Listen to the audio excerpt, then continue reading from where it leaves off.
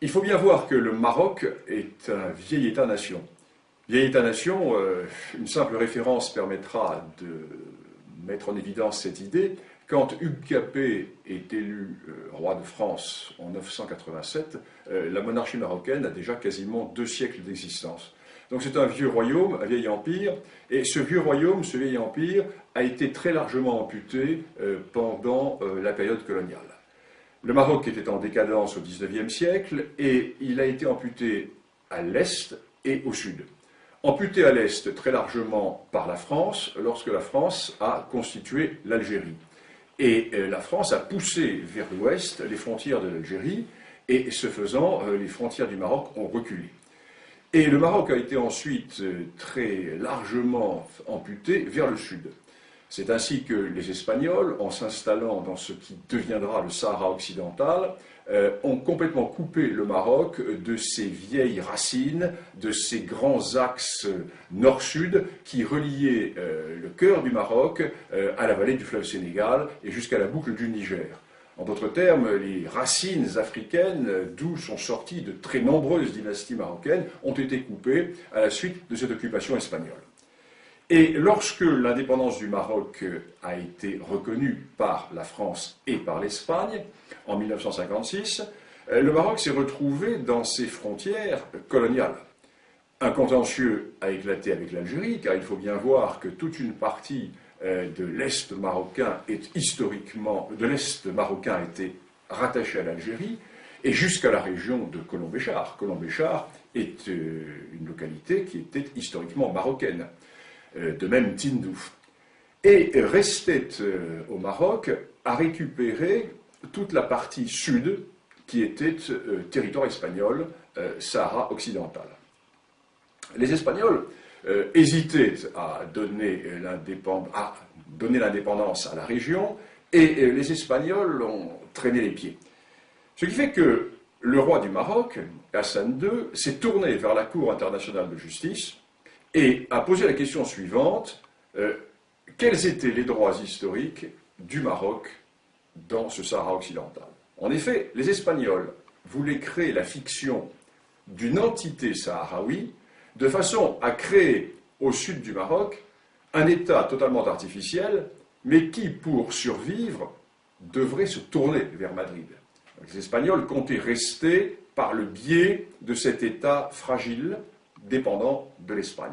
Quant à l'Algérie, qui a toujours nourri une certaine, je ne dirais pas une certaine jalousie, le terme serait trop fort, mais une certaine envie vis-à-vis du Maroc. Pourquoi? Nous sommes là au cœur de la grande question du Maghreb, qu'il y a un État-nation dans le Maghreb, c'est le Maroc. La Tunisie également. Mais l'Algérie n'a jamais existé. L'Algérie est une création française. Lorsque la France arrive en Algérie, l'Algérie est une dépendance turque, totalement dissociée. Historiquement, il n'y a pas de nation algérienne. Il y a certes un royaume de Tlemcen, il y a certes des entités ici ou là, mais il n'y a pas d'État algérien. Et l'Algérie a toujours nourri vis-à-vis du Maroc une sorte de complexe d'infériorité. Et l'Algérie ne voulait absolument pas que le Maroc puisse récupérer le Sahara occidental. Pourquoi? Il suffit de regarder une carte. L'Algérie est un État accroché au littoral méditerranéen du nord de l'Afrique, avec un énorme appendice qui s'avance vers le sud, à travers le Sahara, appendice totalement artificiellement rattaché à l'Algérie par le général de Gaulle, alors que le Sahara n'a jamais été algérien, puisque l'Algérie n'a jamais existé. Et cette Algérie est donc géopolitiquement coincée dans la Méditerranée. Alors que son voisin marocain, qui ne dispose pas de ces richesses, a lui une immense façade atlantique. Et la récupération du Sahara occidental fait que le Maroc se retrouve avec plusieurs milliers de kilomètres de littoral atlantique, ce qui fait que le Maroc est totalement tourné vers le grand large. Le Maroc est totalement tourné vers cet océan des grands contacts océaniques. Ce qui fait que l'Algérie se trouve coincée dans cette Méditerranée, qui est un lac.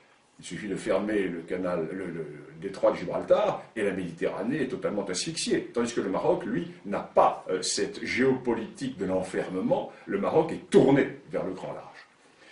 Donc, l'Algérie va soutenir la position espagnole, qui est de créer une entité artificielle, un État artificiel sahraoui, qui permettrait à la fois à l'Algérie d'avoir une sorte de débouché vers l'Atlantique, et qui permettrait au Maroc de maintenir, à l'Espagne, pardon, de maintenir une certaine position dans la région.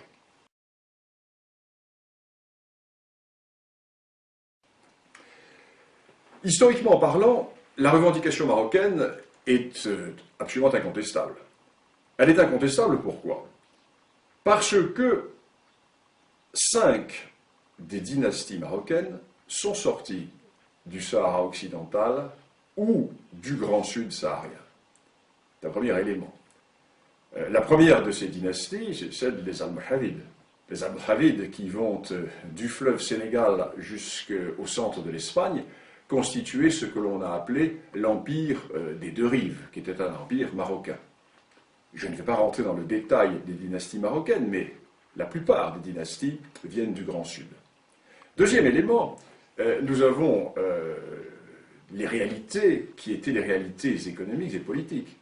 Toute la vallée du fleuve Sénégal, la vallée du fleuve Niger, la boucle du Niger, était tournée vers le Maroc. N'oublions pas qu'au XVIe siècle, Tombouctou était une ville marocaine. La prière à Tombouctou était dite au nom du sultan du Maroc.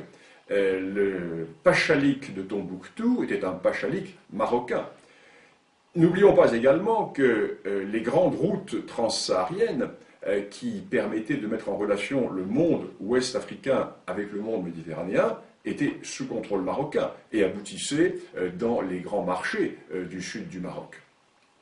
Nous avons toutes ces réalités qui font que lorsque le roi Hassan II a déclaré qu'en récupérant le Sahara occidental, le Maroc renouait avec les racines d'un arbre dont les feuillages sont tournés vers la Méditerranée, le roi du Maroc avait une image qui était très belle et qui était tout à fait réaliste et qui montrait bien ce qu'était cette réalité. Alors le problème est que en Europe, nous avons toujours cette vision européocentriste, européocentrée, et nous avons également la déformation de l'histoire immédiate.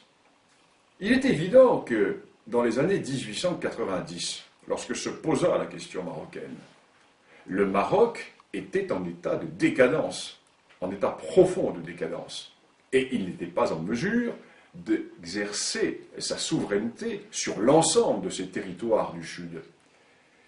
Et nous avons cette vision qui est une vision du XIXe siècle. Or, la véritable réalité politico-historique et géopolitique de cette région est largement antérieure au XIXe siècle. Ce qui fait que si nous faisons un peu d'histoire, et c'est l'intérêt de cette discipline, si nous faisons un peu d'histoire, nous constatons que, par le passé, le Maroc, effectivement, avait des droits qui s'étendaient, j'allais dire, bien au-delà du Sahara occidental, qu'il a récupéré depuis 35 ans, car, sans déplaire à nos amis mauritaniens, nous devons également reconnaître que la Mauritanie n'a jamais existé, et que la Mauritanie actuelle a été, du moins dans sa partie nord, très largement une dépendance marocaine jusqu'au début du XIXe siècle, puisque les émirs des tribus du nord de la Mauritanie étaient investis par le sultan du Maroc. Alors nous sommes là dans une réalité tout à fait intéressante qui fait que le Maroc, puissance continentale, se retrouve être une puissance maritime. Et tout le cœur de la question repose à Alger. Car il n'y a de question du Sahara occidental que parce que l'Algérie n'accepte pas, elle n'ose pas le dire ouvertement, tout simplement parce que l'Algérie n'accepte pas de voir que son voisin occidental, que son voisin marocain, se retrouve doté d'atouts géopolitiques considérables qui vont faire que dans le siècle à venir, le Maroc va avoir un rôle tout à fait déterminant dans la géopolitique de cette partie de l'Afrique, alors que l'Algérie, en dépit de ses richesses découvertes par la France au Sahara, n'est qu'un État enclavé dans cette Méditerranée qui n'est qu'une sorte de grand lac Léman par rapport à cet océan Atlantique qui est la mer de contact avec tous les océans du monde.